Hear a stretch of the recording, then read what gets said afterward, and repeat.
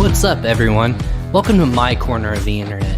I'm your host, Ryan Cramer, and this is Crossover Commerce, presented by PingPong Payments, the leading global payments provider helping sellers keep more of their hard-earned money.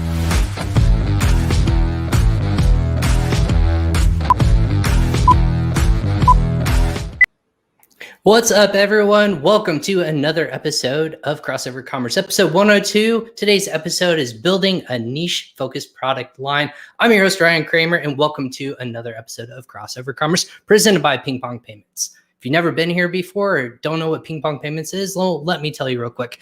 This show is presented by PingPong Payments, who transfers more than $150 million a day for e-commerce sellers just like you. If you're watching this, we have helped over 1 million customers now, Amazon and e-business sellers all over the world, processing over $90 billion to date. That's billion with a B. So if you want to learn more about PingPong Payments, go ahead and check out those show notes below if you're watching right now.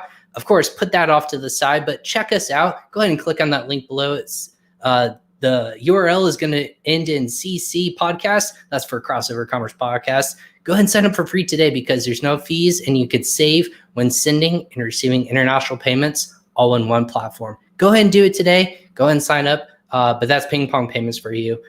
Definitely help grow your e-commerce and Amazon business. That being said, a big welcome to our audience today for watching on Facebook, YouTube, LinkedIn, and Twitter. Wherever you're watching from, we appreciate you joining us on Crossover Commerce. If this is your first episode or your 102nd, I appreciate you tuning in on a beautiful Friday, at least where it is where I'm at, on a Friday afternoon. If it's late at night or early in the morning or even maybe lunchtime for you on the West Coast, we appreciate you taking some time to tune in and listen to what we have to talk about today. Again, this will also be on audio format. So if you're listening to us via download on Amazon Music, Spotify, Apple, or Google Podcasts, anywhere where a podcast actually exists, I'm going to be there. Just search for Crossover Commerce presented by PingPong Payments, and that's where you will find all of our episodes to date. Right now, season 1 is all out, 1 through 30, and season 2 will be coming shortly. We have lots of cool projects in the works where you're going to be able to see landing pages and all sorts of really cool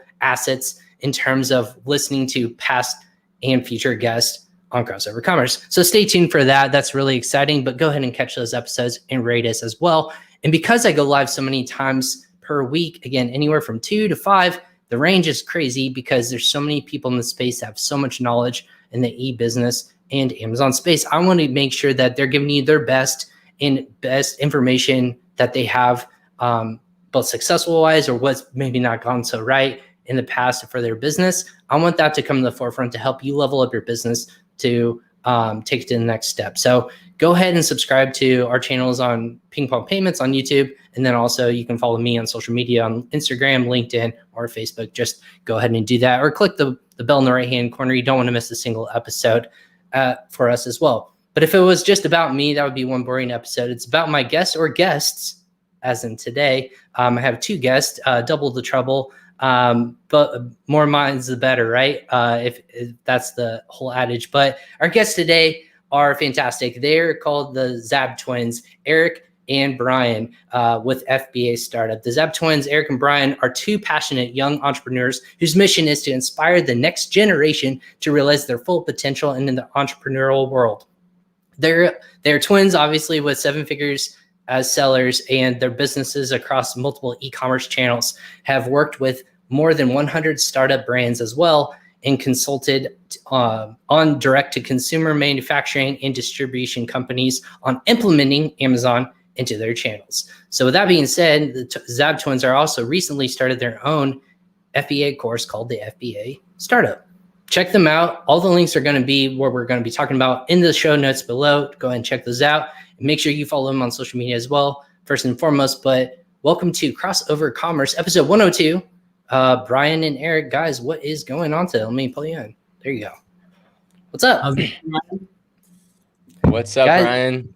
Yeah, this is what I had to ask everything. Like the first time I met you guys, you were both on the same monitor, which I thought was pretty funny. I thought this was maybe something you guys do, but you guys literally, it looks like you guys do everything together. Am I wrong or am I right?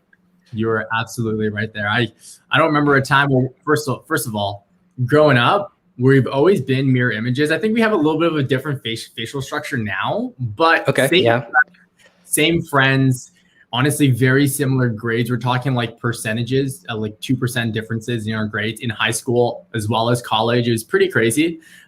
We're probably the definition of a twin, to be honest with you. Everything we do is exactly the same. We there's those twins out there that may not necessarily have the best relationships, so to speak, and we're the complete opposite. We have the best relationship. He can finish my thoughts. I can finish his thoughts. We're thinking the same thing at the same time. A lot of the time, it's insane, to say the least. It's a great experience for sure, but I don't know what it's like not being a twin. I know. I was going to say, it's like looking in the mirror, right? Like you look at the other person, you know their thoughts and what they look like. That's really cool. So the first question I have in this mind is, have you tricked at least your parents into who's who? That's the first question. You know what? We always get that question. We always get that question. Or has one of you guys written a test for each other? Or one of you guys played teachers? You know, the funny story is, each other's like girlfriends or whomever, right? Yeah, a little extreme on that one, but no, we haven't. Honestly, it's funny because again, we always get asked that question, and we just never were that type of people. And then in terms of like the classrooms and writing each other's tests, we were always the same classroom, basically every single year. So there was no getting away from that. We look very similar current state, and back in elementary school and high school and everything like that, we even looked more similar. Like I feel like our faces have grown out a little bit, but long story short, it was very hard for us to do that because we just happened to be in the same grade or the same classes every single time. And our teachers caught on to who or which one I was and which one Brian was very, very quickly. Because we may look the same, but we do have different mannerisms. We do think the same, but again, the way that I smile or he squints his eyes a little bit more, there's little things like that people tend to pick up on pretty quickly. Well, on your guys' website, again, we linked to it in the show notes below, the zabtwins.com. I believe it's zabtwins.com. You guys, actually call out your differences in terms of one's the creative side and one's more the analytical side. So I'm curious, how did you guys make that as your strong suits? Is it something you both just kind of realized, or you're like, we can't both do the same thing? That'd be even more ridiculous. So one of us has to do one and the other. So what was that like, kind of finding your own kind of differences too, right? That's key. Absolutely. Yeah, I think I'll jump in, Brian, really quickly. This happens a lot. We'll talk over each other quite a bit. But I've always been a person for numbers. Like, I love Excel. I love being able to look at data. And when we got into the Amazon space, it was like looking at pay-per-click advertising and running our bulk files and all that kind of stuff. I just fell in love with it. So for me, it was natural for me to gravitate towards that. And because I got very specialized in doing pay-per-click and looking at all these numbers, doing all of our financial stuff and everything like that, there left a piece in the business where somebody had to manage our employees, manage our graphic design, all that kind of stuff. So naturally, Brian moved to that.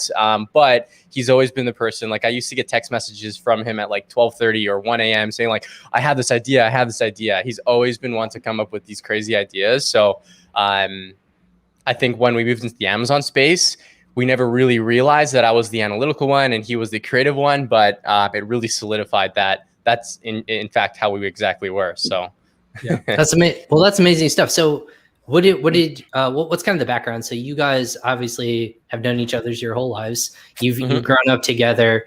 What was it like going from, you mentioned university. Did you go in the States, or you guys live in Canada? So maybe you take us like once you guys graduated high school or college, what's that journey like? Are you guys looking to get into e-commerce or business? What was that kind of background like?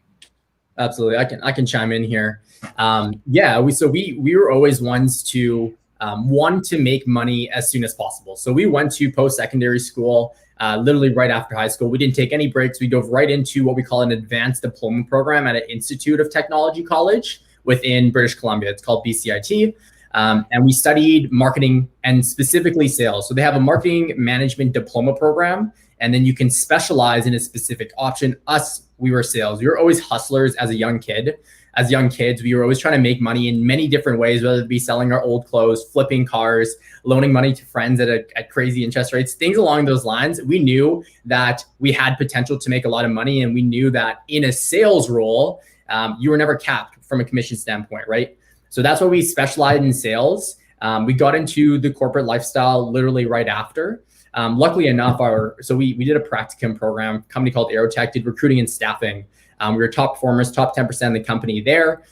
With that said, they were pretty demanding jobs, as you can imagine, like making money. At the end of the day, you need to be putting in the hours. So 10 hours minimum a day, sometimes up to 14 hours, sometimes 7 days a week, depending on the time in regards to our quota, things along those lines. But about a year and a half into working at Aerotech, we started to realize like, hey, we were building someone else's vision.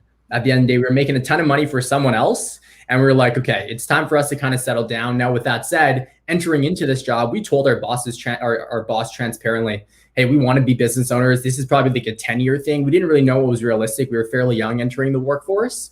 But Amazon presented itself. A gentleman named Tom Wang, a lot of people probably know him. He actually went to the same college as us. He got us into this space, started teaching us how to run the business, things along those lines.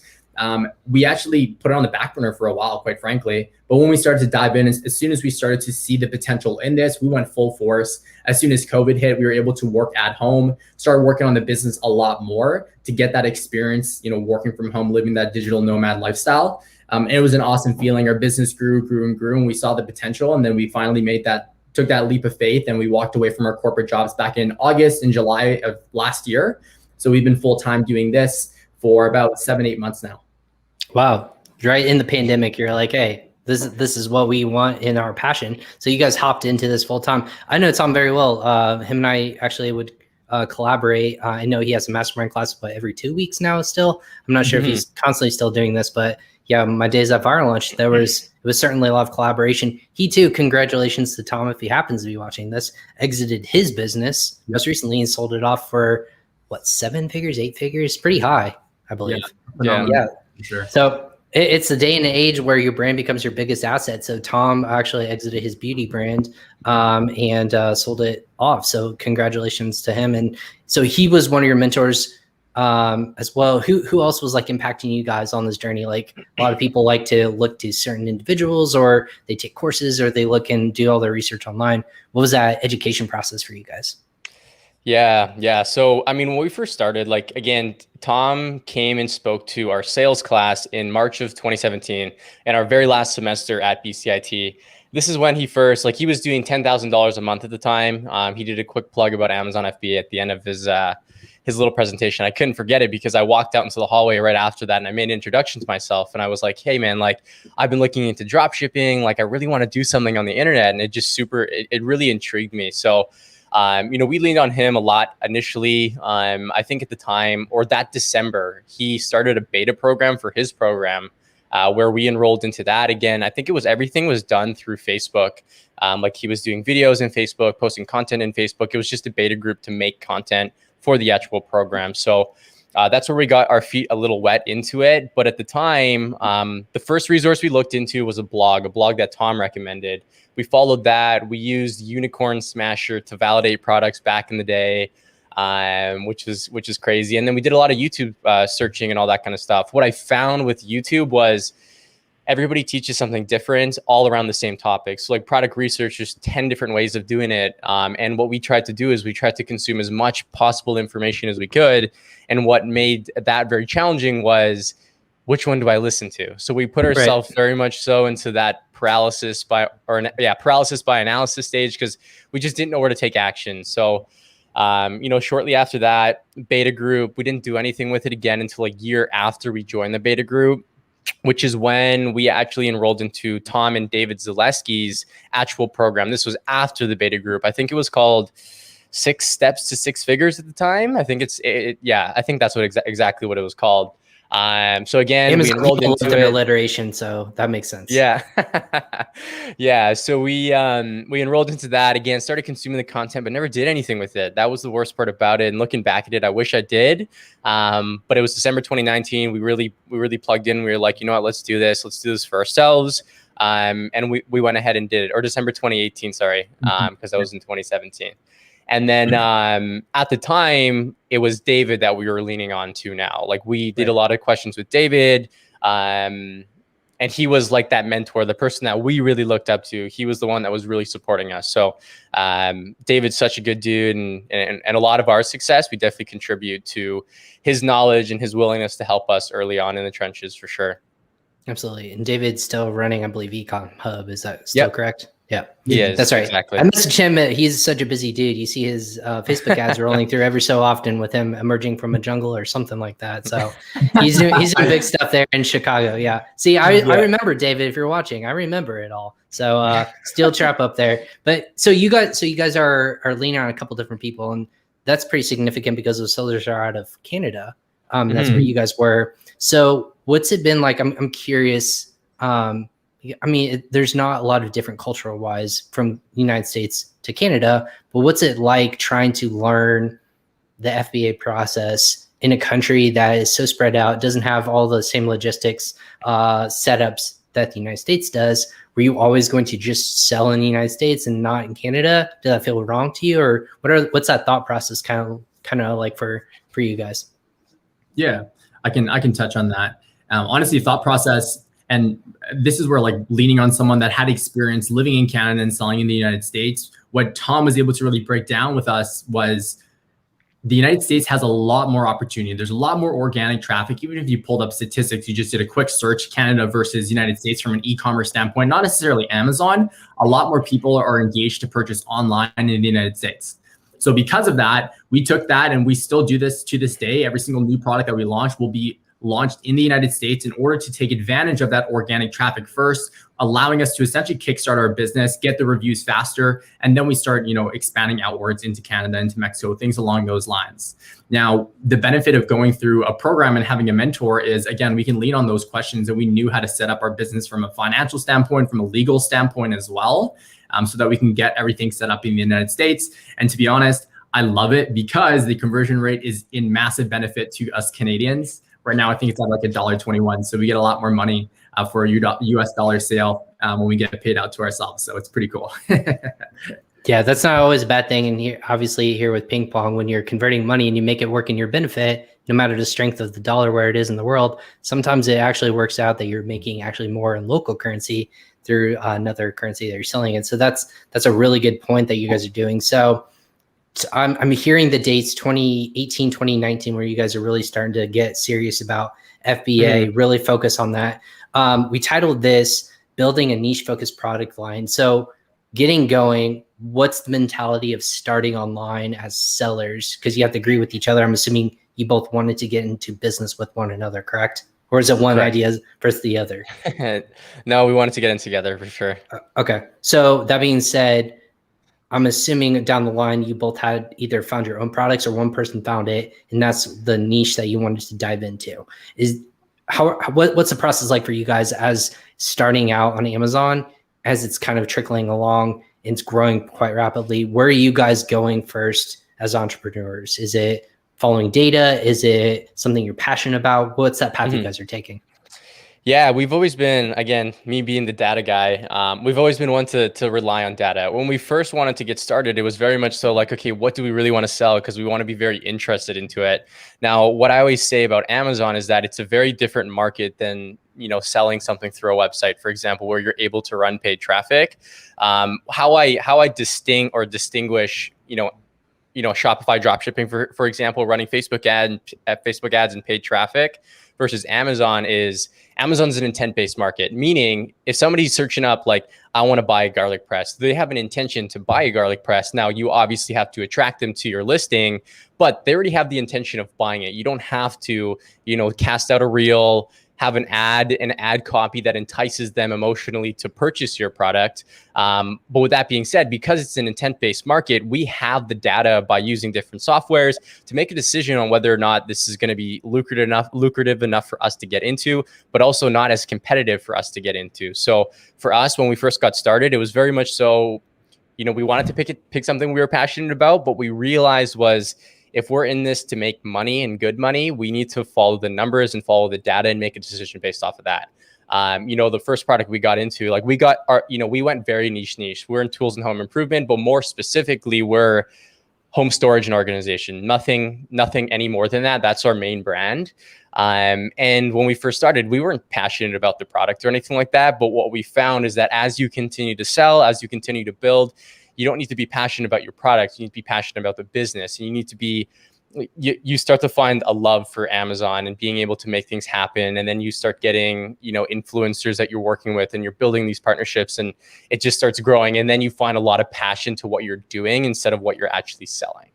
That's what Absolutely. I always have to say. So did you guys find the product, or did you build the product, or create it yourself?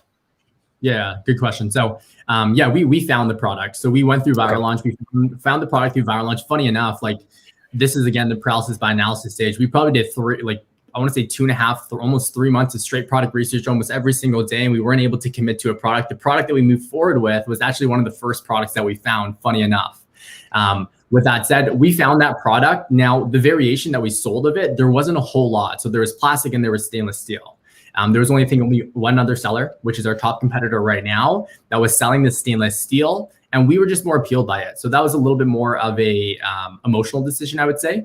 But we went forward with that product. Now, with that said, across the plastic and the stainless steels, this product directly installed into a wall. Now, some of the complaints, what we like to do is listen to customer feedback at the end of the day, right? That way, we're making educated decisions based off of the actual customers purchasing this product current state.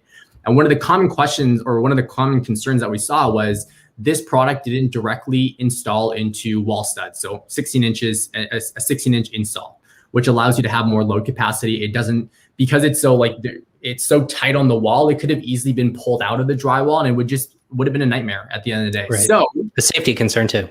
Yeah, absolutely. Absolutely. So with that said, we changed it. We differentiated it. We got a new mold created for that product. And we were the first to market with this differentiation point. And it really, really set the tone for our brand within the market. That product has done so well. It's still our hero product. We have launched 5 different variations to it now that all sell great. Awesome.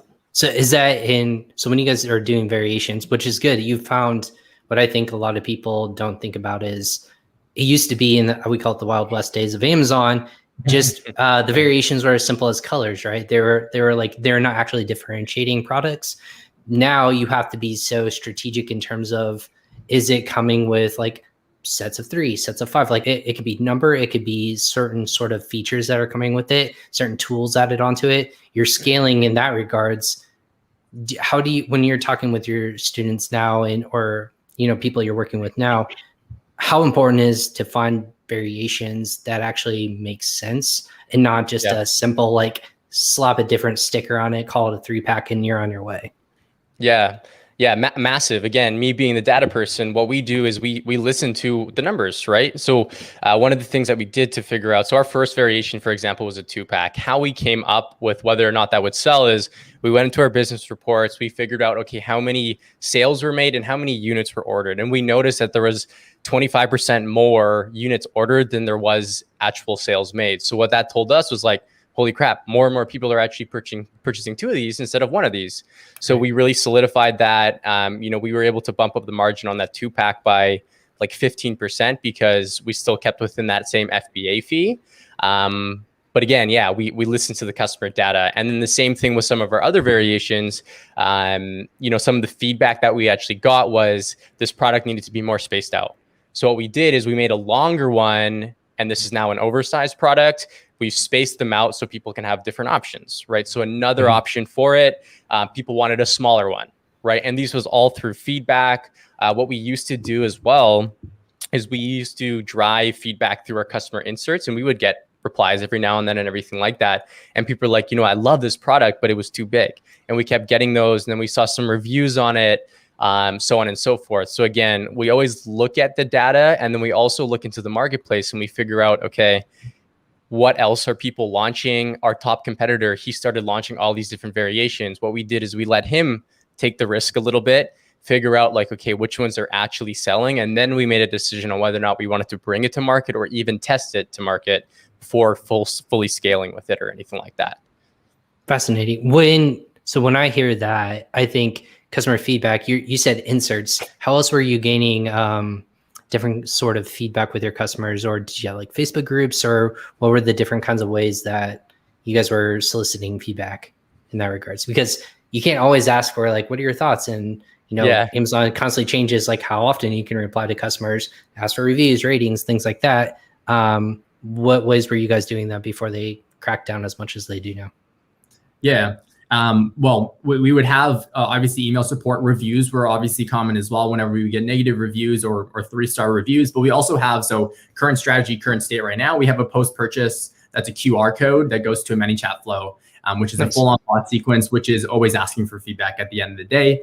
We're providing them additional resources as well through that ManyChat flow. But the opportunity when we're going ahead to ask for a review, for any reason they have some kind of negative connotation and they state that, we drive them back to the email, and they'll always email us with their feedback in regards, and we'll just start a straight up conversation with them just through an email chain.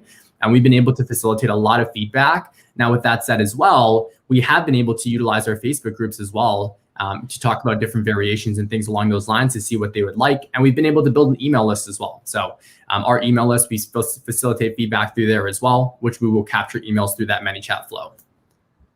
Amazing.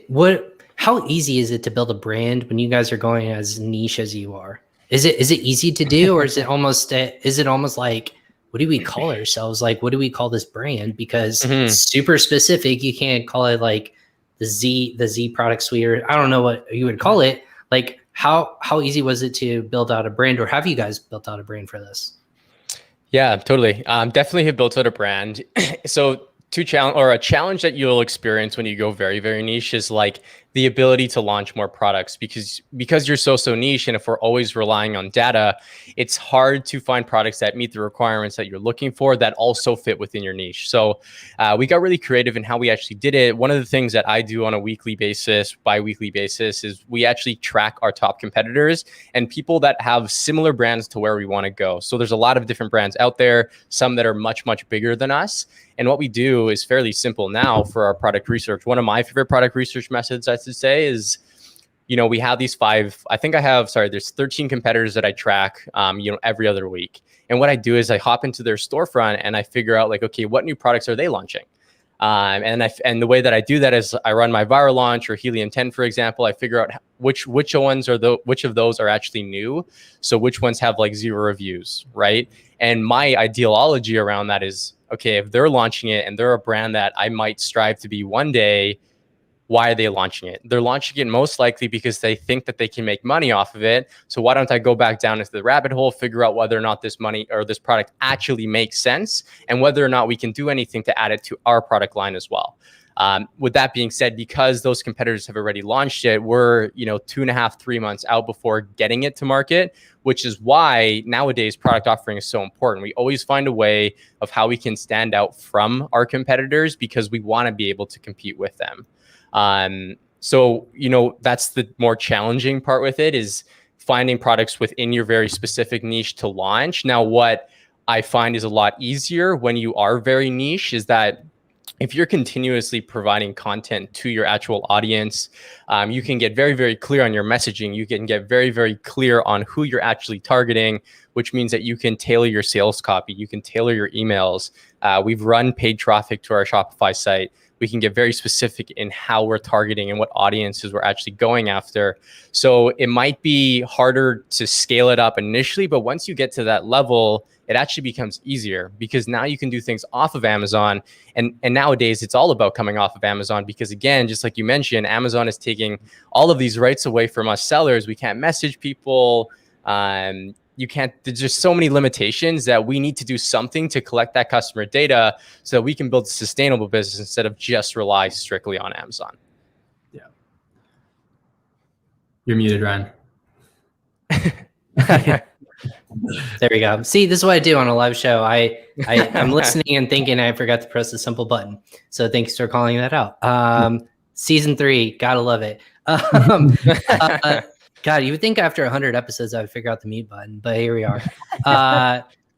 So you mentioned a couple different points. It sounds like you guys have figured it out how to drive and collect outside data through like ManyChat flows, through customer feedback, just providing simple information for warranty or sending ebooks. Those are all easy ways for people to collect data. You mentioned something that I would like to get your guys' opinion on, but first off, are you selling just in the United States market? Are we also selling in Canada, other marketplaces? Where are you guys currently selling right now?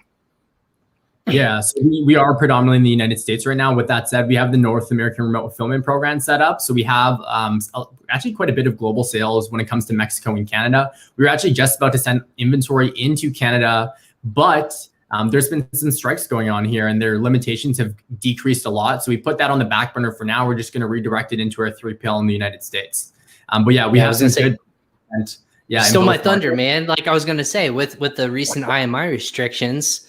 What's it like?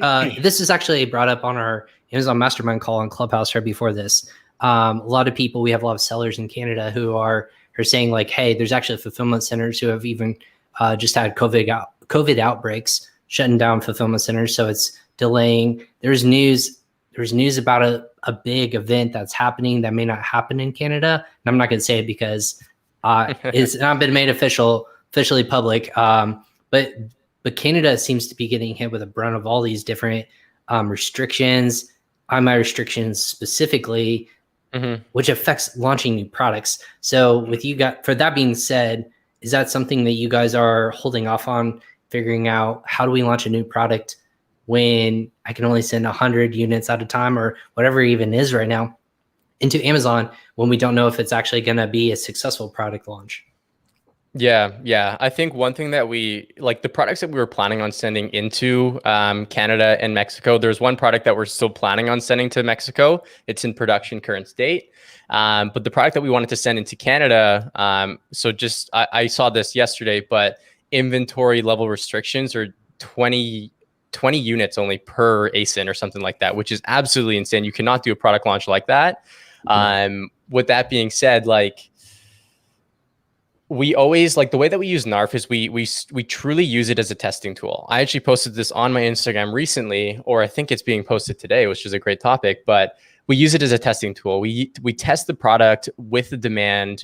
We run a little bit of advertising, and we're not trying to push a crap ton of sales. We're looking for whether or not people are actually seeing our ads. Are we seeing the impressions? Are we getting the clicks, right? Because that dictates whether or not we should actually invest into scaling it up, because we haven't ranked the product. We haven't done anything to push sales for it. We're just trying to dictate whether or not people are actually searching for those keywords. So we use NARF as a tool to validate whether or not there's going to be demand. I wouldn't send in our regular 5,000 units for that product, that we usually send in every 2 months into the United States, into Canada. I'd probably start a lot smaller, test it out from there, test out the landscapes. But yeah, the NARF program has been optimal in being able to test the demand through the pay-per-click advertising. I always have used impressions as a tool of like, okay, are people actually searching up this keyword to see whether or not there's demand or not? So yeah, and if anyone listening is thinking that Eric's making a weird noise when he's saying that, it's not. It stands for NARF is North American Remote Fulfillment Program, and we've talked about it on the show quite a bit because people like Scott Needham, who's a top 100 seller, I want to say still, buy box expert. He's based out of Utah. He tests all of his programs instead of sending product into Canada or Mexico. He does exactly that. He tests it out, fulfills it from FBA warehousing or any warehousing here in the United States. And it still, I believe, still has a Prime badge, but it gets to your destination longer. 7 to 10 days later, theoretically.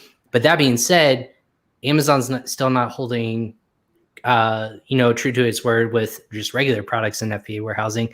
I ordered something on Monday, and they said it would get here on Saturday. So even then, and this is kind of maybe get your guys' opinion on this. With Amazon not holding up its own end of the bargain, fulfilling goods at the Prime standard, why do sellers have to then hold up their end of the bargain if they themselves can't do that on a consistent basis? Yeah, it's a good question. It sucks. It sucks that happens, and it sucks that we have to play by their rules. And I wish that they would hold up their standards, and it sucks that we have to always play by their rules. In my opinion, as much as us sellers would love to go do whatever the hell we want to do, we're always going to, in some shape or form, get a slap on the wrist. And unfortunately, especially when, a lot of our business, I'd say 80% of our business relies on Amazon for sales. The last thing I want to do is put that into a state where we potentially risk that. So I'm going to continue to play by the rules and make sure that I'm doing everything ethically, of course. But I'm curious to see how things get released and if things ever open up or anything like that.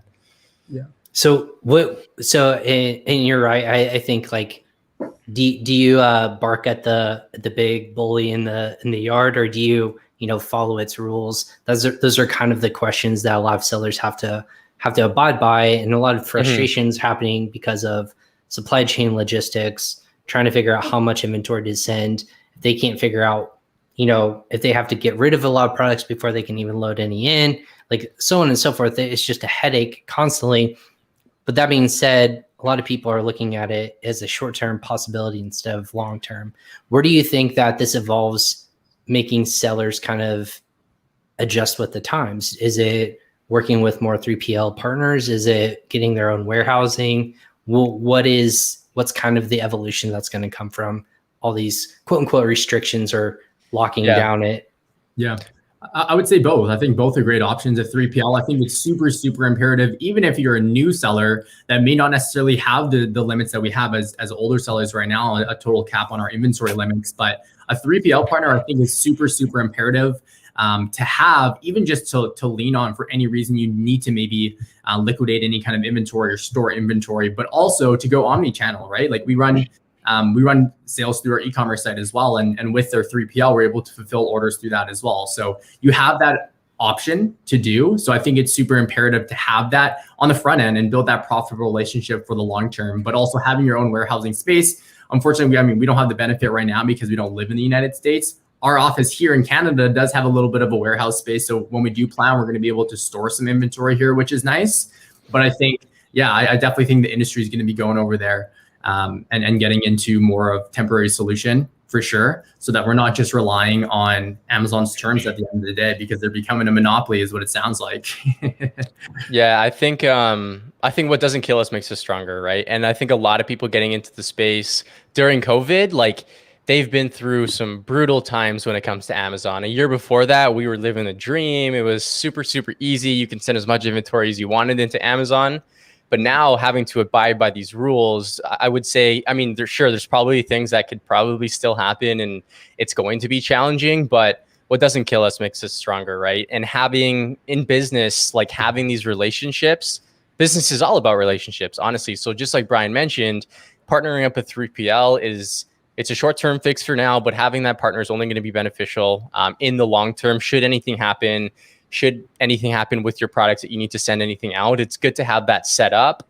And I think 3PLs for us is going to be something that we're going to continue to use to help manage our inventory. We can order more inventory, get better prices, store it there, allow us to scale a lot quicker. Obviously, cash flow for a lot of people that are listening to this and are a lot newer, cash flows will become an issue for, if you're not at a point where you're making a crap ton of money quite yet. But when you are at that level, you can really take things into your hand and have that inventory in the United States, send it into Amazon, and you can really scale from there. And I think it's been a big benefit to us, honestly. That's the way that I look at it. Absolutely. It sucks. And go ahead. I was going to say the barrier to entry, you guys have mentioned this too. It's gotten a lot higher, which I think you guys mentioned it a very eloquent way of, it's going to benefit people who are in it for the long haul of, I'm going to problem solve and figure this out. Even though it might cost more money, I'm going to overcome those barriers, because if the barrier is too low, like you said, back in the quote Wild West days, we always talk about the 2014, 2015 timeline. You buy inventory, you throw it into Amazon, you sit on a beach or wherever, and you just start printing money because it was so easy to do. But now Amazon has truly made it so that they're leaning into brands first and foremost. So key number one, leaning into brands, building a reputable brand. You can't turn and burn product like you used to be able to. You have to do it the right way. And then also figure out how you're going to speak to the end consumer. And it's always been about that. People forget that Amazon built its network with customer minded first. It's always going to get its products quicker to their customers. It's always going to make sure that the pricing is the best on the internet. It's going to make sure that it's not some product that's going to blow up in their face or cause chaos or whatever that might be. So we always have to think about, it's always going to try to protect its customers at the end of the day. For you guys as a brand, continue to grow out that product set, continue to build out your brand. what's that roadmap look like for you guys? Because it sounds like less than 2 or 3 years selling online. What's that end goal for a brand or, company for you guys? Yeah, absolutely. So, the topic of this is building a diverse niche focused product line. And that's exactly what we've done. We've been able to hone in and be niche focused within that organizational based interest market, which is awesome. It's phenomenal. What that has allowed us to do is, again, just launch products that we can really resonate with our target audience. We've been able to tailor our copy. So we started off with just 2 products within our first year. Last year, we ended up launching 9. We've already launched 2 products this year with a couple more in the pipeline right now. And the reason for that, and the reason why I wanted to chat around like having a diverse portfolio of products, like I always look at our product line very similar to investing. So investing, you want to have a diverse amount of stocks, bond, real estate. So you're not just leaning on one thing, right? Cryptocurrency.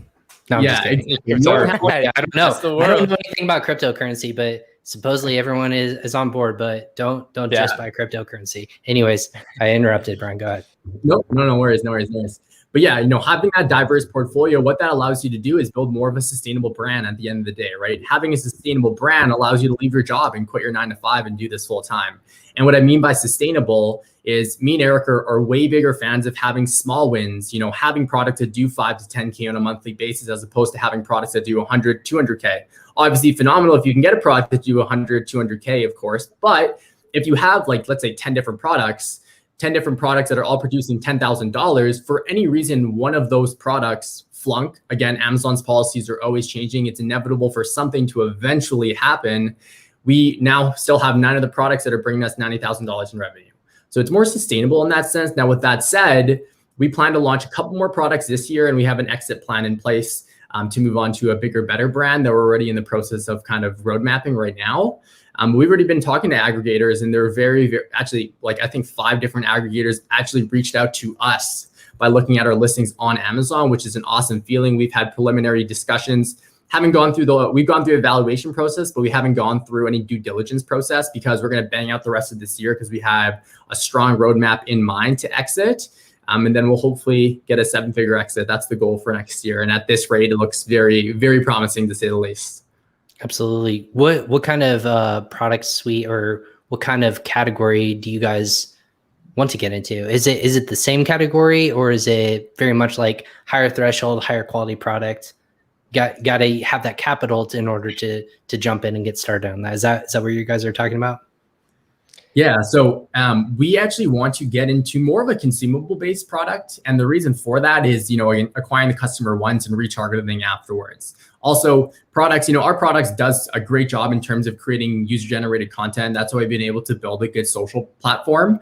With that said, we want a product, and the product and the niche that we're getting into very, very much so promotes viral content. A lot of people, it's a massive trend going on right now.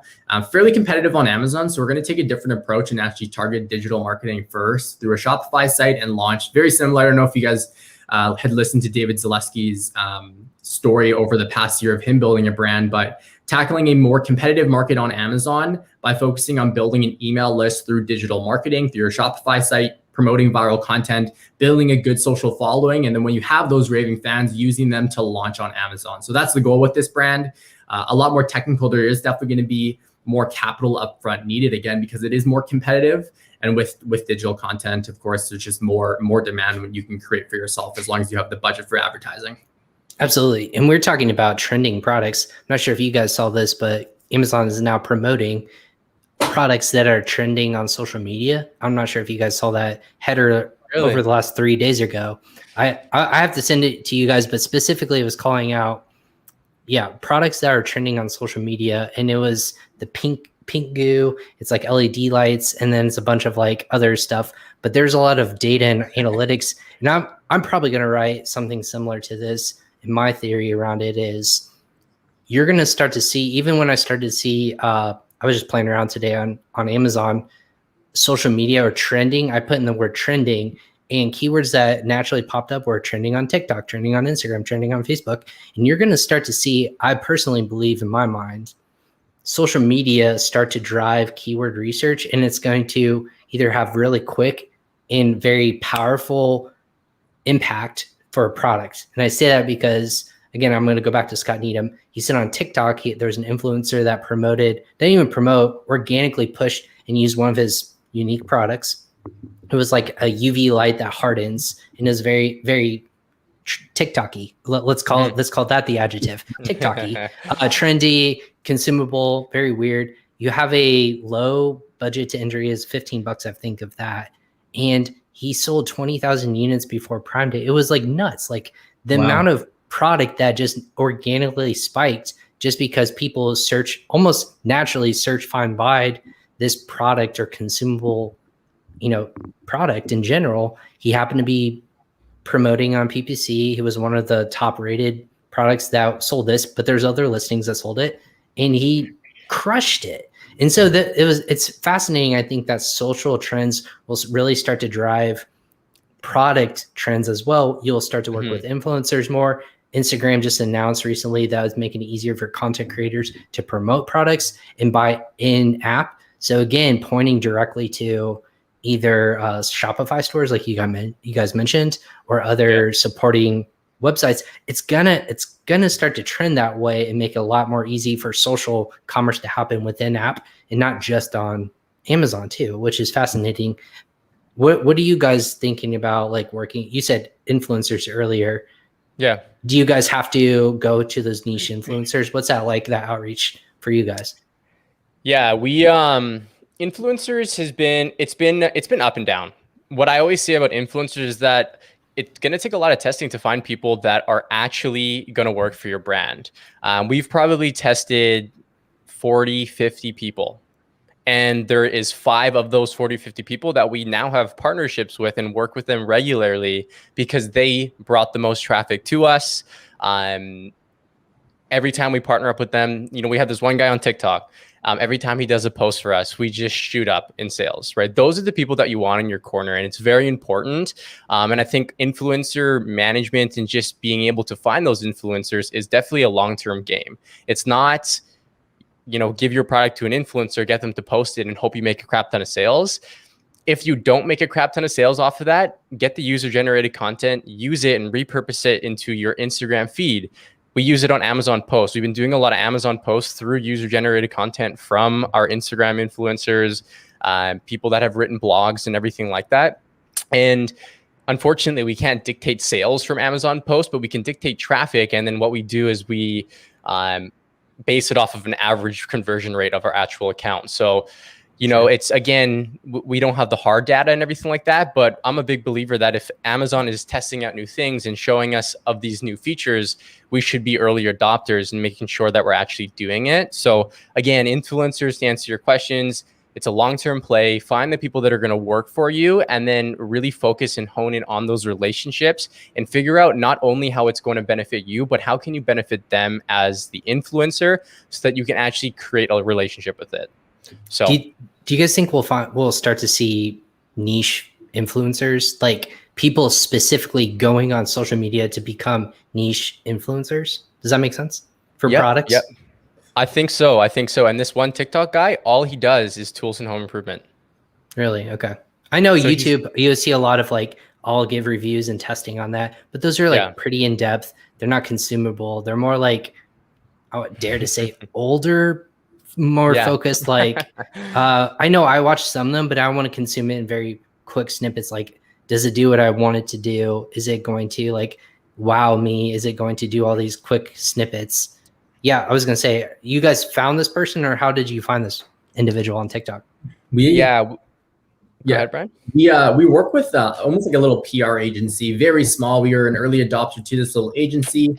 And they're called the Azir agency, and they essentially reached out to them. They got us onto a bunch of publications that we've been able to repurpose into our enhanced brand content, into our images. They've got us and landed us a bunch of different partnerships. And on top of that, we have a virtual assistant that works and actually manages their entire social channel for us, does constant community development, making sure that she's engaging with other people relevant to our niche, direct messaging them, just building relationships. I think that's the most important thing. It's all about relationships. You're not necessarily trying to sell here, but you're trying to see if it's going to work for both parties at the end of the day. So we've developed the SOPs for that, and we've been working with some people to do exactly that. You just train someone and you take it off your plate. But yeah, we've been using two different parties. So the VA and then the other agency. Awesome. And so that actually leads me to you guys teaching people different products and whatnot. You started recently this new course. And again, when everyone hears on Amazon, oh, another course, or how much is this one going to be? Or is it going to be free? Is it going to be worth my while? You guys started it specifically so that you can help influence people. And we saw some of the comments come in today, just live. They were like, hey, I love my coaches. I love these guys. What? So shout out if hopefully they are telling the truth and they're not in trouble with their mentorships. No, those are the most engaged students. They're both awesome. I love those two guys, both of them. So, I mean, you guys mentioned there's a lot of just like analysis by paralysis. There's so many people are trying to teach out there, monetize off it, which again is not a bad thing. I'm not calling that out. You guys felt there was a need and there was a space in this market that you guys can add value. What was that like in terms of, hey, we feel confident in our sales ability. We can teach people, help them grow, either monetize or not off of it? Yeah, I think, and that's a great question because there's a lot of course creators or content creators out there get a lot of backlash because they think it's just a money thing. But in all honesty, like creating a program and having students and mentoring it's a lot of work, guys. It really is. And what I can say about what we do differently is, and Harvey and Mohammed in the chat here can probably speak to this as well. But Brian and I are definitely like, we do a lot of one-on-one support. We are very much so not there to do things for people, but very much so to teach people how to actually develop and maintain a sustainable skill set.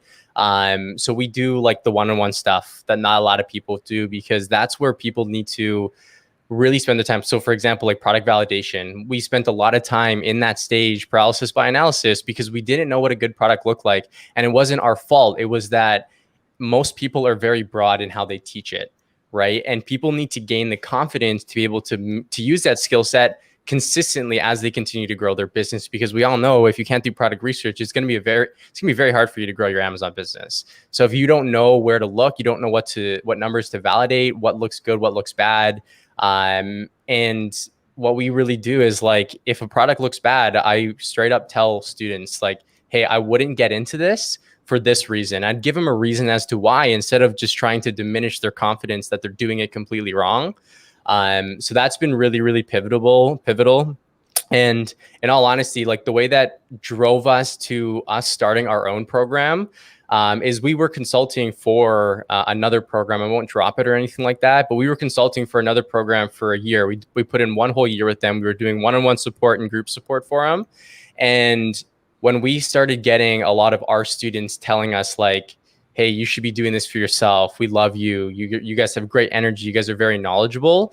They were the ones that were telling us to go do it ourselves, right? And it was true. Like, again, we built somebody else's dream, right? Why not do it for people that do it for ourselves ultimately, but we can get more fulfillment from it is really what it came down to. So it was, again, listening to what people were saying and really honing in on what is working for us. Well, I hope people keep telling you guys you're doing a great job, because it sounds like you are. Like, numbers don't lie. If those numbers are true, like we talked about that intro, that's going to continue to yield results for you guys. And it sounds like you have good heads on your shoulder to make sure you know which step comes in front, because a lot of people freak out. They pause and they freak out. And what do we do now? We can't sell if we're just on Amazon. We don't have these backup and contingency plans. I guess my final question for you guys before we let you go on a Friday, with that being said, so you guys are building out your own niche in your guys' own focus.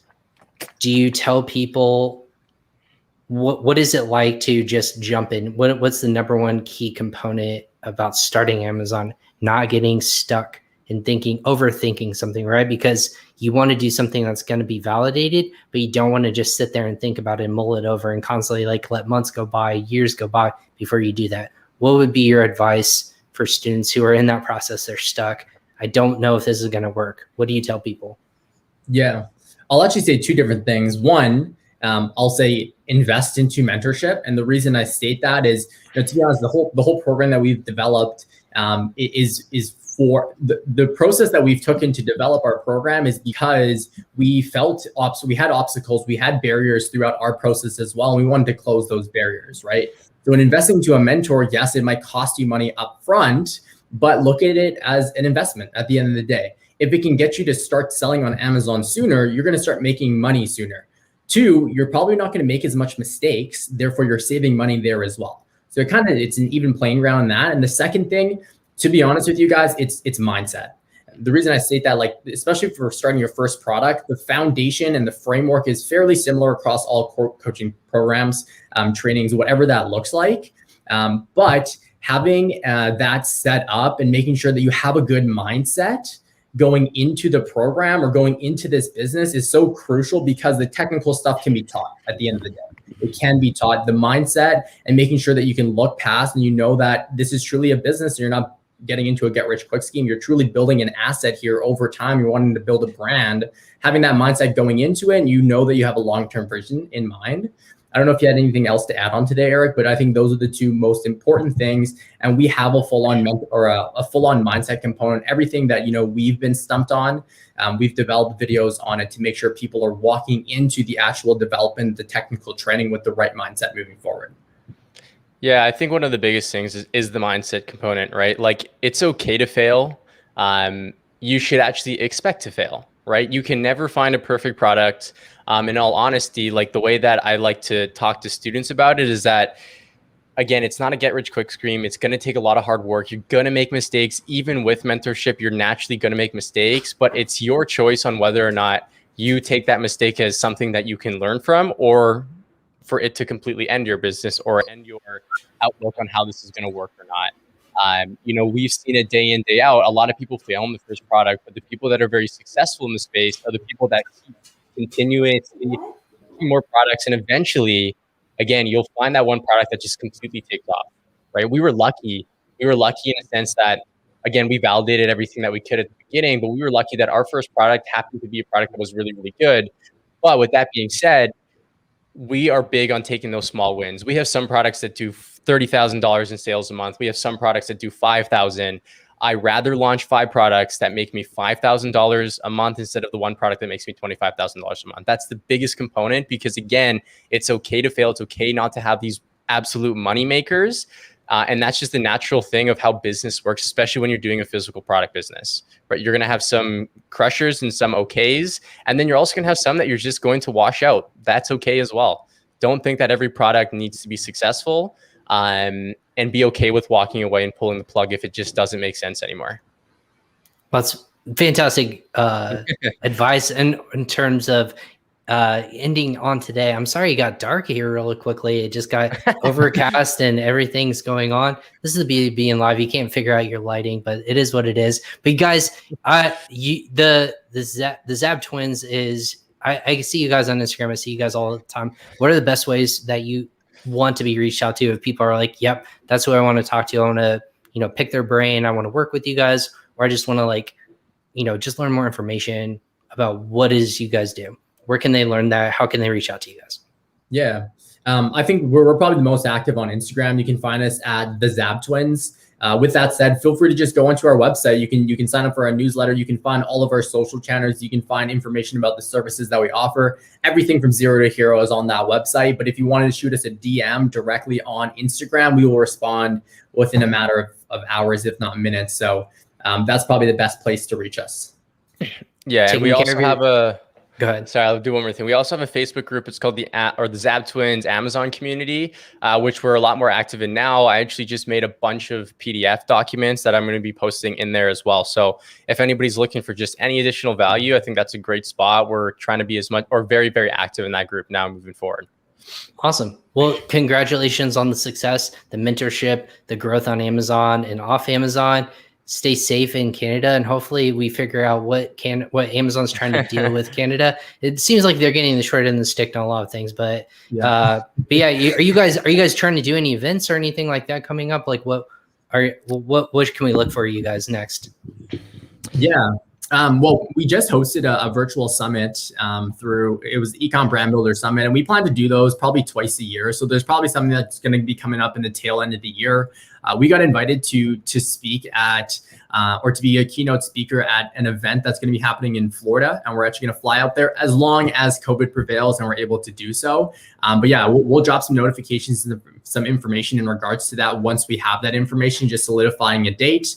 But yeah, I mean, at the end of the day, just follow us on Instagram. We're very vocal. We make sure that we're announcing everything where you can find us, any kind of events that we're hosting, any free additional resources that we're providing. The Instagram will be the best for sure.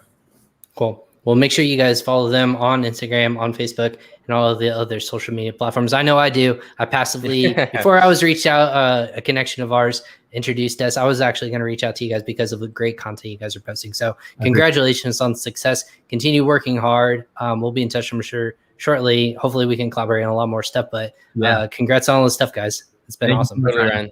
Awesome. Yeah, thanks for having us on.